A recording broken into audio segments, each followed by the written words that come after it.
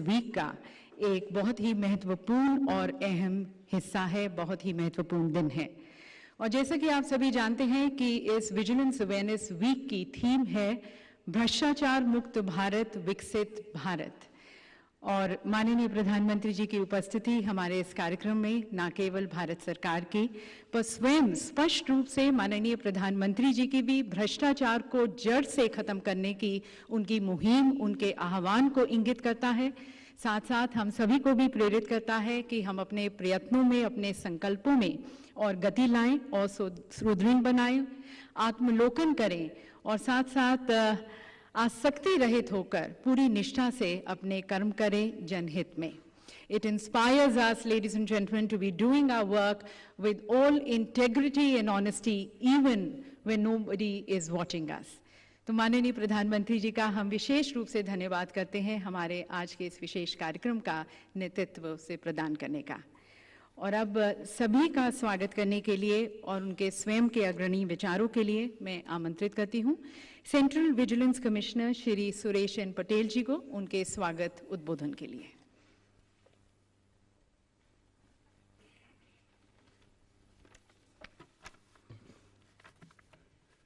माननीय प्रधानमंत्री श्री नरेंद्र मोदी जी, माननीय राज्य मंत्री कार्मिक एवं pension doctor Shri Jitendra Singh ji, principal secretary to honourable prime minister doctor Shri P K Mishra ji, cabinet secretary Shri Rajiv Gauba ji, आयोग के हमारे साथी श्री पी के श्रीवास्तव जी, अरविंद कुमार जी, उपस्थित गणमान्य व्यक्तिगण, स्कूलों से आए छात्र, लेडीज एंड जेंटलमैन, आप सभी का आयोग की तरफ से हार्दिक स्वागत है।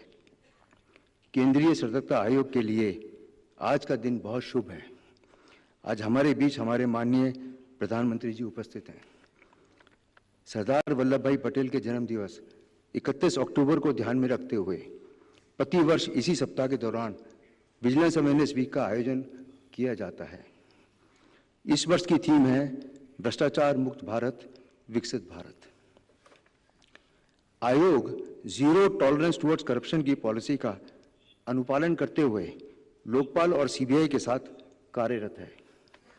आदरणीय प्रधानमंत्री जी, अक्टूबर 2021 में केवड़िया में हुई सीवीसी सीबीआई कॉन्फ्रेंस में आपने गुड गवर्नेंस के लिए प्रिवेंटिव विजिलेंस मैकेनिज्म पर बल दिया था। उसी से प्रेरणा लेते हुए इस वर्ष एक रनअप के तौर पर हमने प्रिवेंटिव विजिलेंस तथा हाउसकीपिंग एक्टिविटीज पर 3 महीने का अभियान प्रारंभ किया है। रोबस्ट ट्रेनिंग मैकेनिज्म तथा कैपेसिटी बिल्डिंग पर भी हम जरूरी ध्यान दे रहे हैं। एक वर्ष में 2000 से अधिक ऑफिसर्स को इंक्वायरी ऑफिसर, प्रेजेंटिंग ऑफिसर की ट्रेनिंग प्रदान की गई है। एनएफएसयू के साथ हमने फॉरेंसिक ट्रेनिंग के लिए टाई अप किया है। पब्लिक प्रोक्योरमेंट के विषय पर भी ट्रेनिंग की शुरुआत की है। अभी तक पब्लिक प्रोक्योरमेंट की गाइडलाइंस हमारे आयोग के अलावा एक्सपेंडिचर डिपार्टमेंट भी जारी करता था। इससे फील्ड में अधिकारियों को बड़ी असुविधा रहती थी। कैबिनेट सेक्रेटरी, एक्सपेंडिचर सेक्रेटरी और कमीशन ने मिलकर इस समस्या का बड़े अच्छे ढंग से समाधान किया है। सीवीसी की अभी तक की सारी गाइडलाइंस को एक्सपेंडिचर विभाग के प्रोक्योरमेंट मैनुअल्स में समावेश कर दिया गया है। आयोग ने रिजर्व बैंक ऑफ इंडिया और डीएफएस के साथ परामर्श करके advisory board for banking and financial frauds के कार्य क्षेत्र का विस्तार किया है।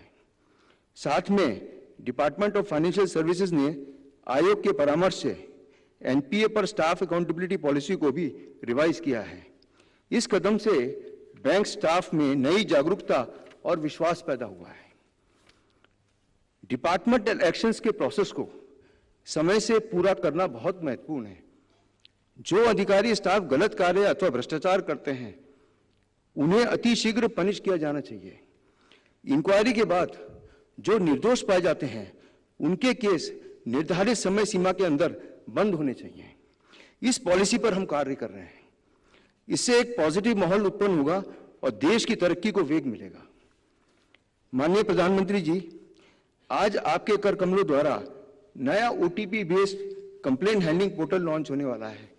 यह पोर्टल एसबीआई की मदद से बनाया गया है। पीएनबी, एनटीपीसी और एनआईसी के अधिकारियों ने भी इसमें सहयोग दिया है। आयोग इन सभी ऑर्गेनाइजेशंस का आभारी है। स्कूल और परिवार ऐसे दो माध्यम हैं जहां बच्चों को देश का एक ईमानदार नागरिक बनने की सबसे ज्यादा प्रेरणा मिलती है। इस वर्ष छात्रों के लिए ऐसे कंपटीशन का आयोजन किया गया है।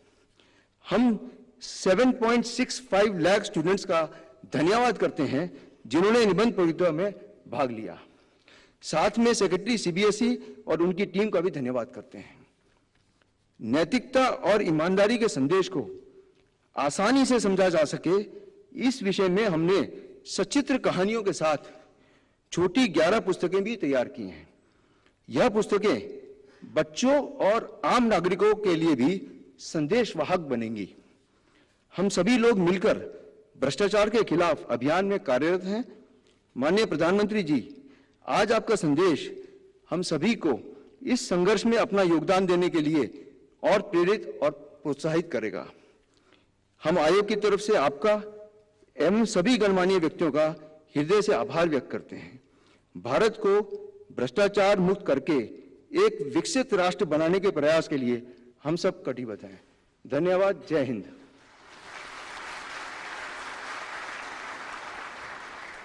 बहुत बहुत धन्यवाद सर इन सप्ताह भर चलने वाली गतिविधियों के बारे में हमें जानकारी देने का। And now, ladies and gentlemen, I request and invite our Honorable Minister, Shri Jitendra Singh Ji, the Honorable Union Minister of State for Personal Public Grievances and Pensions, for his address to the August gathering.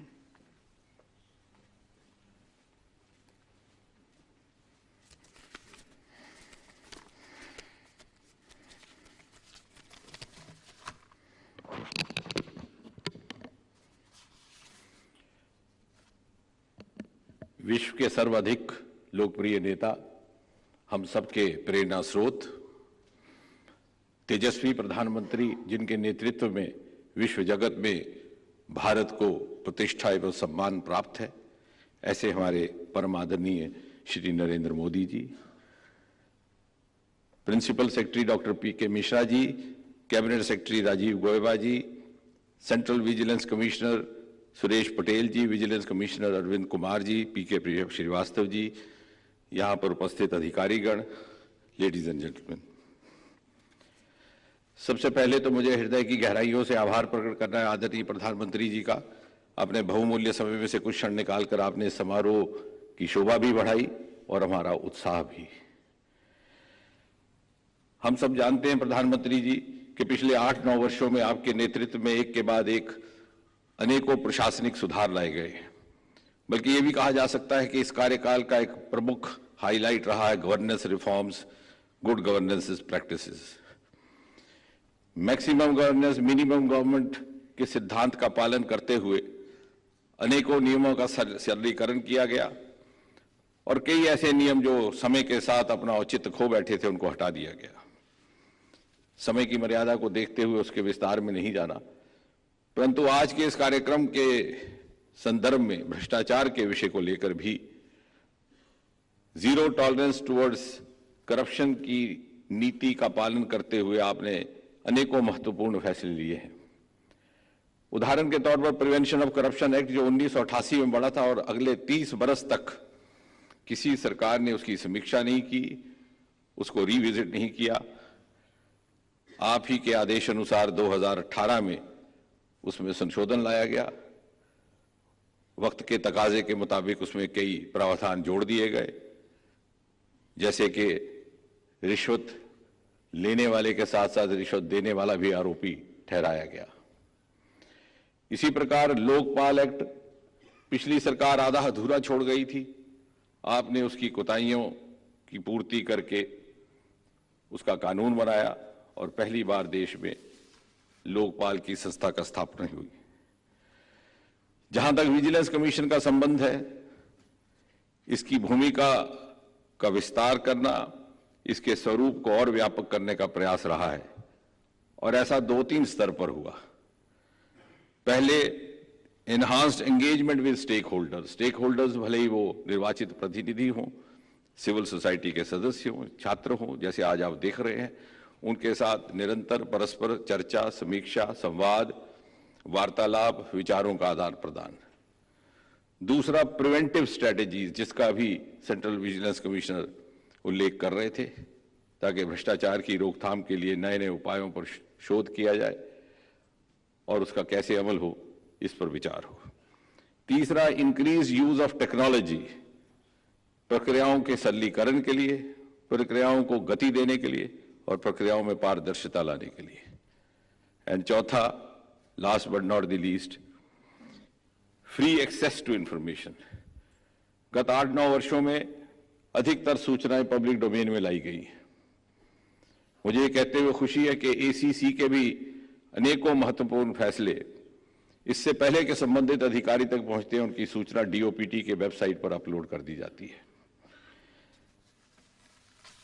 बहुत लंबी बात ना करते हुए मैं अपनी बात समाप्त करने से पहले केवल इतना कहूंगा कि किसी भी सभ्य समाज के लिए अंतिम लक्ष्य रहता है भ्रष्टाचार मुक्त समाज, और उसके लिए केवल कानून पर्याप्त नहीं, नैतिक मूल्य भी उतने ही अनिवार्य है।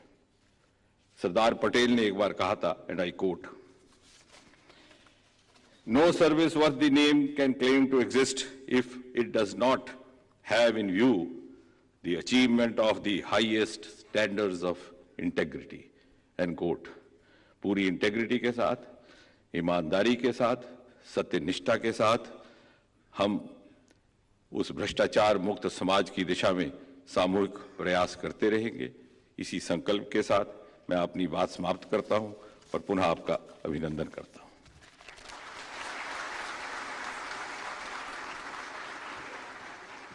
बहुत बहुत धन्यवाद माननीय मंत्री जी आपके प्रेरणादायक संदेश के लिए। Ladies and gentlemen, as was mentioned, run up to this Vigilance Awareness Week, there was a 3-month campaign which was started by CVC, and it started from the 16th of August. It's going to be on till the 15th of November 2022. And this is focusing on preventive vigilance. For greater details about this campaign, we now present you a short film.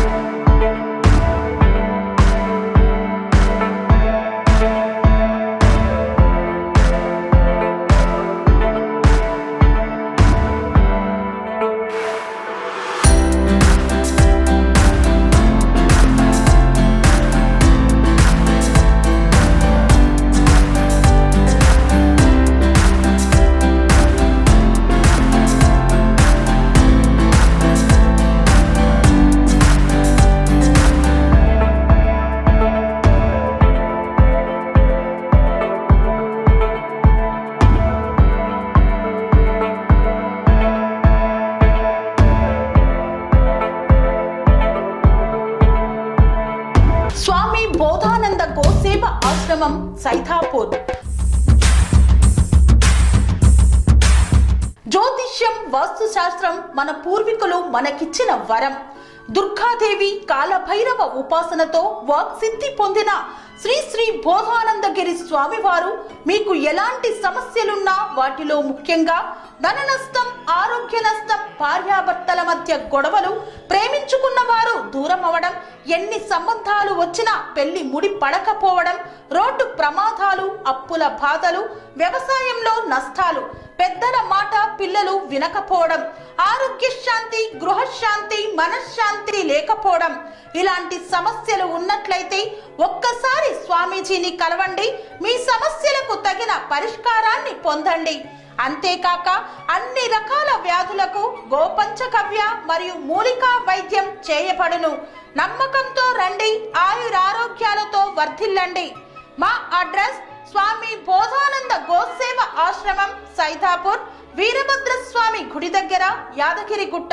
సంప్రదించవలసిన number 9849213754 మరియు 9618034138.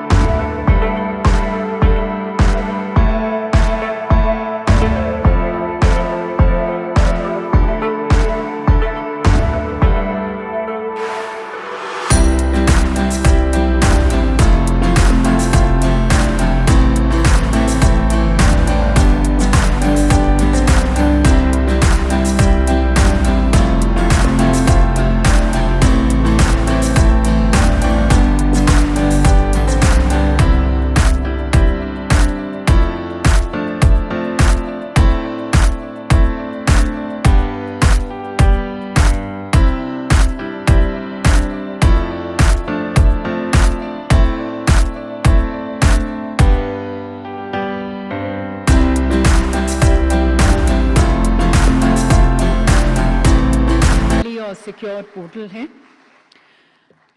देवी सज्जनों, यदि हम अपने समाज में बदलाव लाना चाहते हैं तो ज़रूरी है कि हम सूक्ष्म स्तर पर काम करें। हमारे साथ इस सभागार में लगभग 100 से ज़्यादा बच्चे यहाँ पर उपस्थित हैं। ज़रूरी है कि एक नए विचारधारा वाले भारत के निर्माण की तरफ, एक नए भारत के निर्माण की तरफ इन बच्चों को भी शामिल किया जाए, इन बच्चों को भी भागीदार बनाया जाए, इन्हें भी जागरूक बनाया जाए। और इसी को मद्देनजर रखते हुए कमीशन ने CBSE के सहयोग से एक निबंध प्रतियोगिता का आयोजन किया, जो कि इस विजिलेंस वीक की थीम पर ही आधारित था, corruption free India for a developed nation. यह प्रतियोगिता CBSE द्वारा 3 से 11 अक्टूबर 2022 के दौरान अपने पोर्टल पर आरंभ की गई। इस प्रतियोगिता में CBSE के 10,246 स्कूलों के 10वीं, 11वीं और 12वीं कक्षा के 7,65,000 से अधिक छात्रों ने भाग लिया।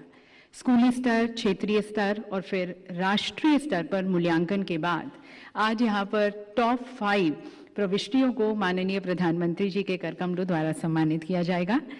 तो माननीय प्रधानमंत्री जी से मैं अब निवेदन करती हूँ कि कृपया आप मंच के सामने आकर हमारे इन बच्चों की हौसला अफजाई करें, इन्हें सम्मानित करें, एक प्रशस्ति पत्र और विशेष मेमेंटो प्रदान कर।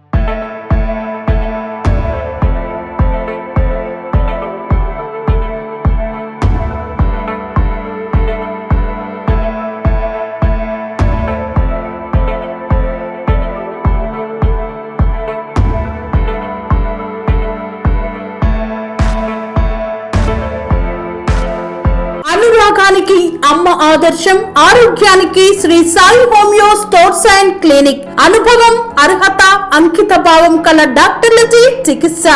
అన్ని రకాల ఆరోగ్య సమస్యలకు నమ్మకమైన ఎంపిక Shri Sai homeo stores and clinic. Diabetes, కీళ్ల నొప్పులు, సయాటికా, వెన్నుముక సమస్యలు, థైరాయిడ్, నిద్రలేమి, మానసిక సమస్యలు, ఋతు సమస్యలు, అన్ని రకాల దీర్ఘకాలిక వ్యాధులకు ప్రత్యేక హోమియో వైద్యం. అందరికీ అందుబాటులో అంతర్జాతీయ హోమియో వైద్యం Shri Sai homeo stores and clinic. మీ ఆరోగ్య సమస్య ఏదైనా ఇప్పుడు పరిష్కారం సాధ్యం. సైడ్ ఎఫెక్ట్ లేని వైద్యంతో సంపూర్ణ ఆరోగ్యం కొరకు సంప్రదించండి Shri Sai homeo clinic and stores, Bhavani Nagar, Ambedkar Nagar road, old Alwal, Secunderabad. సంప్రదించాల్సిన ఫోన్ నంబర్స్ 9000751751 మరియు 9000422525.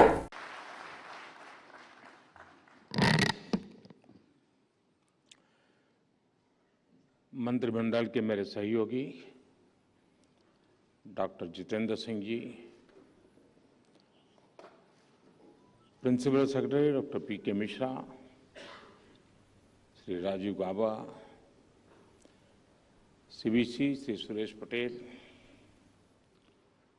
अन्य सभी कमिश्नर्स, देवी और सज्जनों, ये सतर्कता सप्ताह सरदार साहब की जन्म जयंती से शुरू हुआ है। सरदार साहब का पूरा जीवन ईमानदारी, पारदर्शिता और इससे प्रेरित पब्लिक सर्विस के निर्माण के लिए समर्पित रहा और इसी कमिटमेंट के साथ आपने सतर्कता को लेकर जागृति का ये अभियान चलाया है। इस बार आप सभी विकसित भारत के लिए भ्रष्टाचार मुक्त भारत इस संकल्प के साथ सतर्कता सप्ताह मना रहे हैं। ये संकल्प आज के समय की मांग है, प्रासंगिक है और देशवासियों के लिए इतना ही महत्वपूर्ण है। साथियों, विकसित भारत के लिए विश्वास और विश्वसनीयता, ये दोनों बहुत आवश्यक है। सरकार के ऊपर जनता का बढ़ता हुआ विश्वास जनता का भी आत्मविश्वास बढ़ाता है। हमारे यहां मुश्किल ये भी रही कि सरकारों ने जनता का विश्वास तो खोया ही, जनता पर भी विश्वास करने में पीछे रही। गुलामी के लंबे कालखंड से हमें भ्रष्टाचार की, शोषण की, संसाधनों पर कंट्रोल की जो लिगेसी मिली, उसको दुर्भाग्य से आजादी के बाद और विस्तार मिला और इसका बहुत नुकसान देश ने 4 पीढ़ी ने उठाया है। लेकिन आजादी के इस अमृतकाल में हमें दशकों से चली आ रही इस परिपाटी को पूरी तरह बदल देना है। इस बार 15 अगस्त को लाल किले से भी मैंने कहा है कि बीते 8 वर्षों के श्रम, साधना, कुछ इनिशिएटिव, उसके बाद अब भ्रष्टाचार के खिलाफ निर्णायक लड़ाई का समय आ गया है। इस संदेश को समझते हुए, इस मार्ग पर चलते हुए हम विकसित भारत की तरफ तेजी से जा पाएंगे। साथियों, हमारे देश में भ्रष्टाचार की और देशवासियों को आगे बढ़ने से रोकने वाली दो बड़ी वजह रही है। एक, सुविधाओं का अभाव, और दूसरा, सरकार का अनावश्यक दबाव। लंबे समय तक हमारे यहां सुविधाओं का, अवसरों का अभाव बनाए रखा गया। एक गैप, एक खाई बढ़ने दी गई। इससे एक अस्वस्थ स्पर्धा शुरू हुई, जिसमें किसी भी लाभ को, किसी भी सुविधा को दूसरे से पहले पाने की होड़ लग गई। इस होड़ ने भ्रष्टाचार का इकोसिस्टम बनाने के लिए एक प्रकार से खाद पानी का काम किया। राशन की दुकान में लाइन, गैस कनेक्शन से लेकर सिलेंडर भरवाने में लाइन, बिल भरना हो, एडमिशन लेना हो, लाइसेंस लेना हो, कोई परमिशन लेनी हो, सब जगह लाइन। ये लाइन जितनी लंबी, भ्रष्टाचार की जमीन उतनी ही समृद्ध।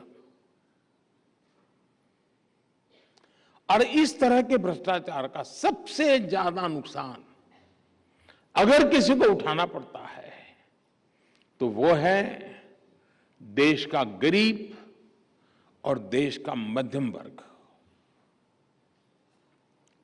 जब देश का गरीब और मध्यम वर्ग अपनी ऊर्जा इन्हीं संसाधनों को जुटाने में लगा देगा तो फिर देश कैसे आगे बढ़ेगा, कैसे विकसित होगा। इसलिए हम बीते 8 वर्षों से अभाव और दबाव से बनी व्यवस्था को बदलने का प्रयास कर रहे हैं। डिमांड और सप्लाई के गैप को भरने की कोशिश कर रहे हैं। इसके लिए हमने कई रास्ते चुने हैं। 3 प्रमुख बातों पर मैं ध्यान आकर्षित करना चाहूंगा। एक, आधुनिक टेक्नोलॉजी का रास्ता। दूसरा, मूल सुविधाओं के सैचुरेशन का लक्ष्य।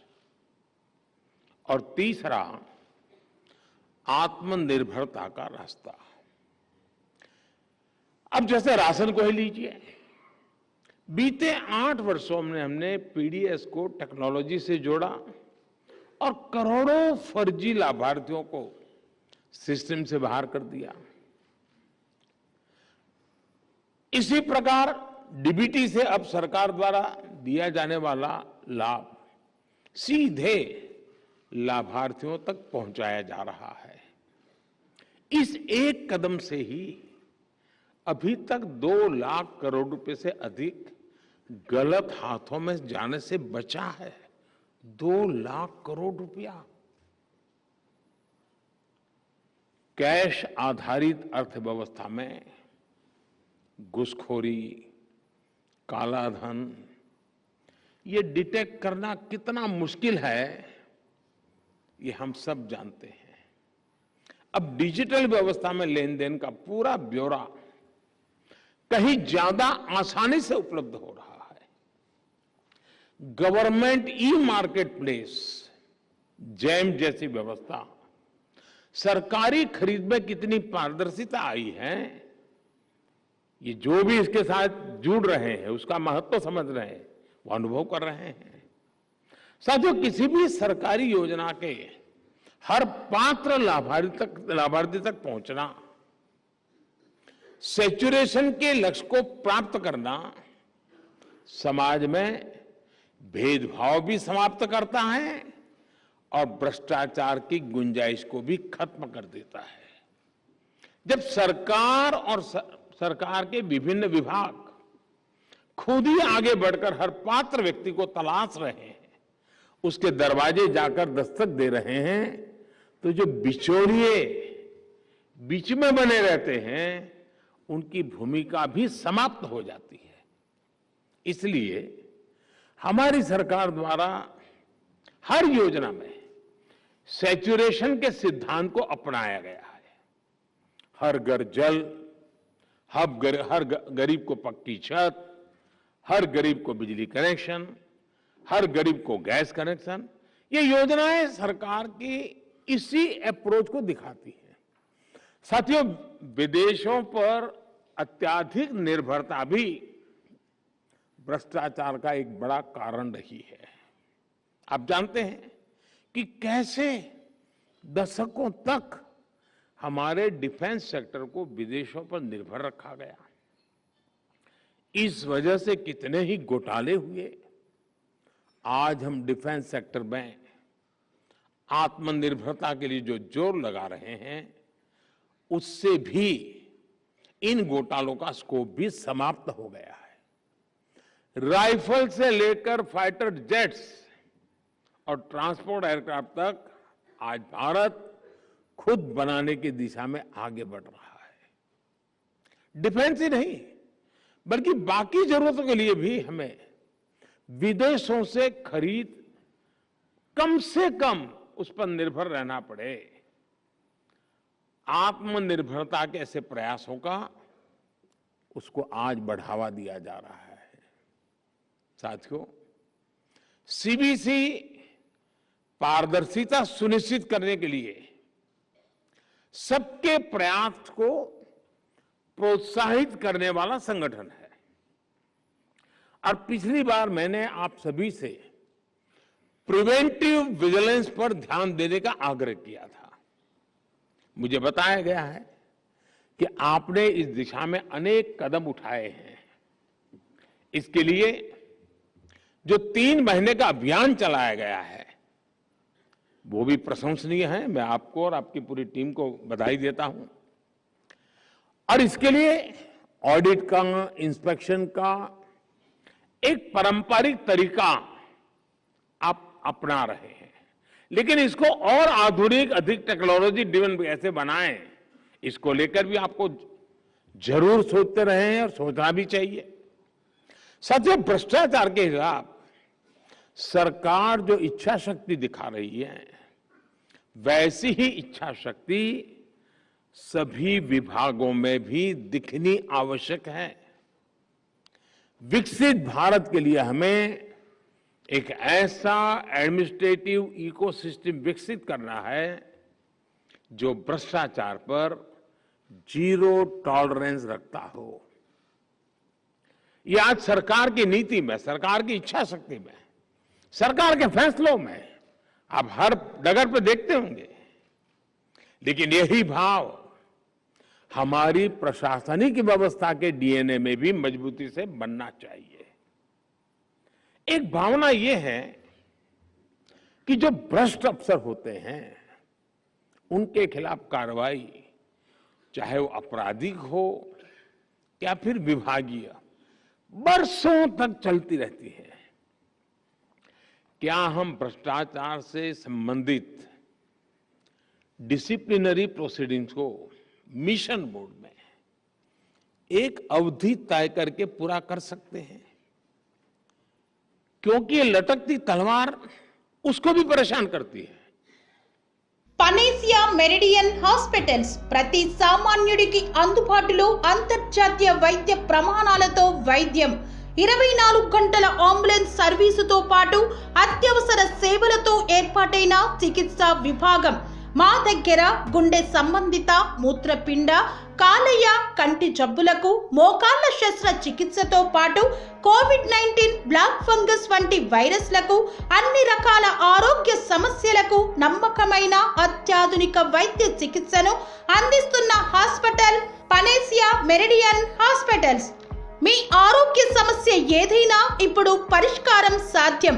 సంపూర్ణ ఆరోగ్యం కోసం సంప్రదించండి Panacea Meridian hospitals, opposite Bhiramguda Kaman, RC Puram, Sangareddy district, pin code 502032. సంప్రదించాల్సిన ఫోన్ నెంబర్ 0845524177 మరియు 7893757770.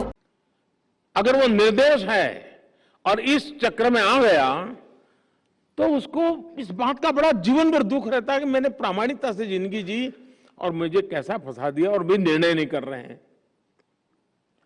जिसने बुरा किया है उसका नुकसान अलग चीज है, लेकिन जो इसने नहीं किया वो इस लटकती तलवार के कारण सरकार के लिए और जीवन के लिए हर प्रकार से बोझ बन जाता है। अपने ही साथियों को इस प्रकार से लंबे लंबे समय तक लटकाए रखने से क्या फायदा है। साथियों, इस तरह के आरोपों पर जितनी जल्दी फैसला होगा उतना ही प्रशासनिक व्यवस्था में पारदर्शिता आएगी, उसकी शक्ति बढ़ेगी। जो क्रिमिनल केसेस हैं उनमें भी तेजी से कार्रवाई किए जाने, उनकी लगातार मॉनिटरिंग किए जाने की आवश्यकता है। एक और काम जो किया जा सकता है वो है पेंडिंग करप्शन केसेस के आधार पर डिपार्टमेंट्स की रैंकिंग। अब उसमें भी हम स्वच्छता के लिए जैसे हम कंपटीशन करते हैं इसमें भी करें, देखें तो कौन डिपार्टमेंट इसमें बड़ा उदासीन है, क्या कारण है, और कौन डिपार्टमेंट है जो बहुत तेजी से इस समस्या को गंभीरता से लेकर के आगे बढ़ रहा है। और इससे जुड़ी रिपोर्ट्स का मासिक या तिमाही पब्लिकेशन अलग अलग विभागों को भ्रष्टाचार के खिलाफ चल रहे केसों को तेजी से निपटाने के लिए प्रेरित करेगा। हमें टेक्नोलॉजी के माध्यम से एक और काम करना चाहिए। अक्सर देखा गया है कि विजिलेंस क्लियरेंस में काफी समय लग जाता है। इस प्रक्रिया को भी टेक्नोलॉजी की मदद से स्ट्रीमलाइन किया जा सकता है। एक विषय और जो मैं आपके सामने रखना चाहता हूं वो है पब्लिक ग्रीवेंस के डेटा का। सरकार के विभिन्न विभागों में सामान्य मानवीय द्वारा शिकायतें भेजी जाती हैं, उनके निपटारे का भी एक सिस्टम बना हुआ है। लेकिन अगर पब्लिक ग्रीवेंस के डेटा का हम ऑडिट कर सके तो ये पता लगेगा कि कोई खास विभाग है कि वहां ज्यादा से ज्यादा शिकायत आ रही है, कोई खास पर्सन है उसी के यहां सब सारा मामला जाकर के अटकता है, क्या कोई प्रोसेसिंग पद्धतियां जो है हमारी उसी में कोई गड़बड़ है जिस कारण मुसीबतें आ रही है। मुझे लगता है ऐसा करके आप उस विभाग में भ्रष्टाचार की तह तक आसानी से पहुंच पाएंगे। हम इन कंप्लेन को आइसोलेटेड नहीं देखना चाहिए, पूरी तरह कैनवास पर रख करके सारा एनालिसिस करना चाहिए और इससे जनता का भी सरकार और प्रशासनिक विभागों पर विश्वास और बढ़ेगा। साथियों, करप्शन पर निगरानी के लिए हम समाज की भागीदारी, सामान्य नागरिक की भागीदारी को हम अधिक से अधिक कैसे प्रोत्साहित कर सकते हैं, इस पर भी काम होना चाहिए। इसलिए भ्रष्टाचारी चाहे कितना भी ताकतवर क्यों ना हो, वो किसी भी हाल में बचना नहीं चाहिए। ये आप जैसी संस्थाओं की जिम्मेदारी है। किसी भ्रष्टाचारी को राजनीतिक सामाजिक शरण न मिले। हर भ्रष्टाचारी समाज द्वारा कटघरे में खड़ा किया जाना चाहिए। ये वातावरण बनाना भी बहुत आवश्यक है। हमने देखा है कि जेल की सजा होने के बावजूद भी, भ्रष्टाचार साबित होने के बावजूद भी कई बार भ्रष्टाचारियों का गौरवगान किया जाता है। मैं तो देख रहा हूं ऐसे ईमानदारी का ठेका लेकर के घूमने वाले लोग, उनके साथ जाकर के ऐसे हाथ पकड़ के फोटो निकालने में शर्म नहीं आती उनको। ये स्थिति भारतीय समाज के लिए ठीक नहीं। आज भी कुछ लोग दोषी पाए जा चुके भ्रष्टाचारियों के पक्ष में भांति भांति के तर्क देते हैं अब तो भ्रष्टाचारियों को बड़े बड़े सम्मान देने के लिए वकालत की जा रही है। ये कभी ऐसा हमने सुना नहीं देश में। ऐसे लोगों, ऐसी ताकतों को भी समाज द्वारा अपने कर्तव्य का बोध कराया जाना बहुत आवश्यक है। इसमें भी आपके विभाग द्वारा की गई ठोस कार्रवाई की बड़ी भूमिका है। साथियों, आज जब मैं आपके बीच आया हूं तो कुछ और बातें भी करने का मन स्वाभाविक करता है। भ्रष्टाचार और भ्रष्टाचारियों के विरुद्ध कार्रवाई करने वाले सीबीसी जैसे सभी संगठनों को, और यहां सभी उस आपकी एजेंसी के लोग बैठे हैं, आपको डिफेंसिव होने की कोई जरूरत नहीं है।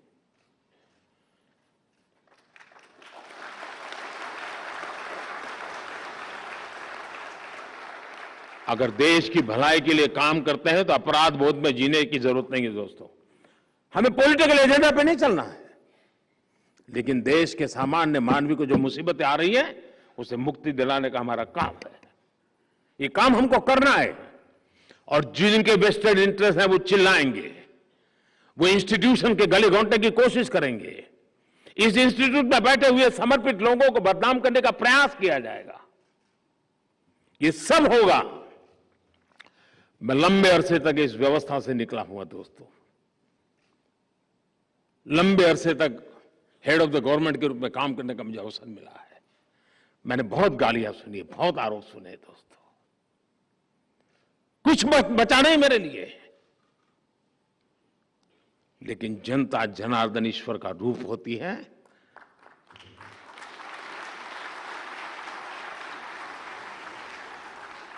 वो सत्य को परखती है, सत्य को जानती है और मौका आने पर सत्य के साथ खड़ी भी रहती है। मैं अपने अनुभव से कहता हूं दोस्तों, चल पड़िए ईमानदारी के लिए, चल पड़िए आपको जो ड्यूटी मिली है उसको ईमानदारी से निभाने के लिए। आप देखिए ईश्वर आपके साथ चलेगा, जनता जनार्दन आपके साथ चलेगी। कुछ लोग चिल्लाते रहेंगे क्योंकि उनका निजी स्वार्थ होता है, उनके स्वयं के पैर गंदगी में पड़े हुए होते हैं।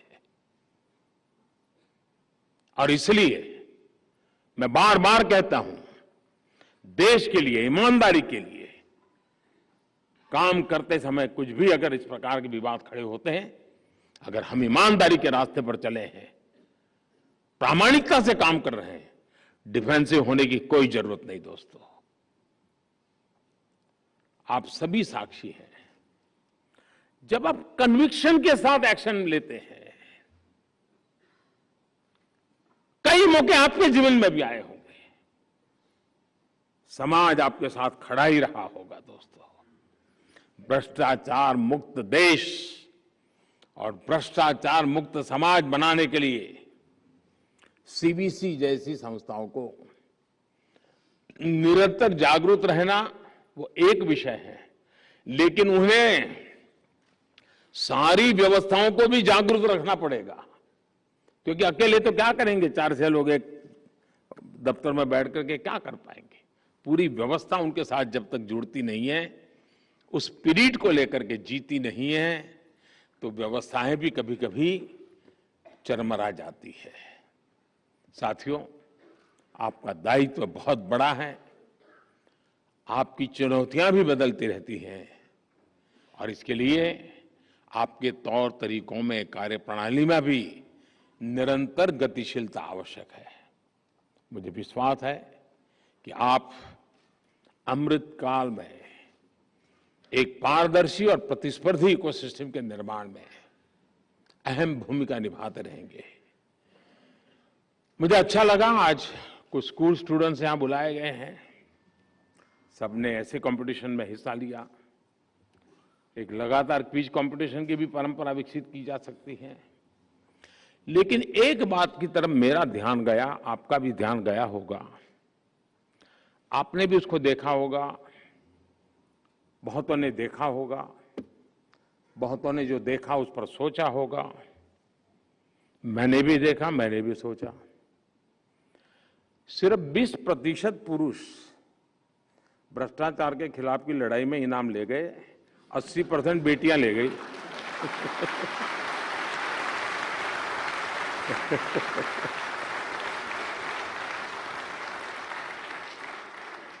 5 में से 4 बेटियां। मतलब ये 20 को 80 कैसे करे, क्योंकि दौर तो उनके हाथ में है। इन पुरुष में भी भ्रष्टाचार के खिलाफ वही ताकत पैदा हो जिन इन बेटियों के दिल दिमाग में पड़ी है, उज्जवल भविष्य का रास्ता वही बनेगा।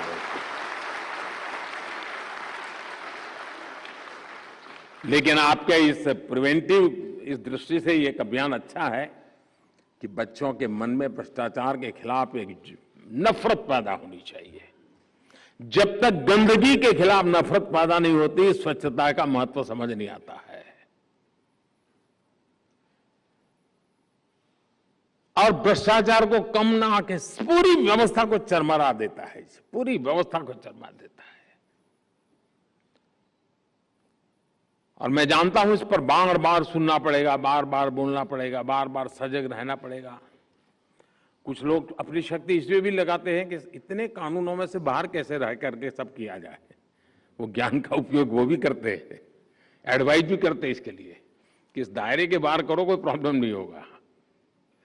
लेकिन अब दायरा बढ़ता ही चला जा रहा है। आज नहीं तो कल, कभी न कभी तो समस्या आनी है और अब बचना मुश्किल है जी।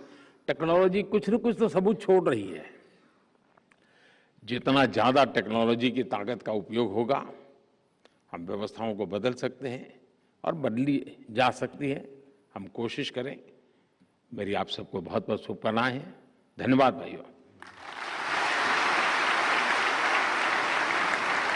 बहुत बहुत धन्यवाद माननीय प्रधानमंत्री जी। सत्यनिष्ठा और कर्तव्य निष्ठा के मार्ग पर सभी को बुलंद होकर आत्मविश्वास के साथ आगे बढ़ने के लिए प्रोत्साहित करने का, और आपके शब्द, आपके विचार न केवल एक కన్స్ట్రక్షన్ రంగాలలో దశాబ్దపు అనుభవంతో కస్టమర్ల మరియు శ్రేయోభిలాషుల మన్ననలను నమ్మకాన్ని గెలుపొందిన సంస్థ విఆర్ఆర్ కన్స్ట్రక్షన్స్. నాణ్యతకు నమ్మకానికి మారుపేరు VRR constructions. Independent houses, apartments, villas అన్ని రకాల హంగులతో అలరించే అద్భుతమైన వెంచర్స్ తో పాటు అందరికీ అందుబాటు ధరలో సొంత ఇంటి కలను సాకారం చేసే నమ్మకమైన సంస్థ VRR constructions. Please visit VRR Constructions, Varatex Plaza near Radhika Theatre, ECL X Road, Hyderabad.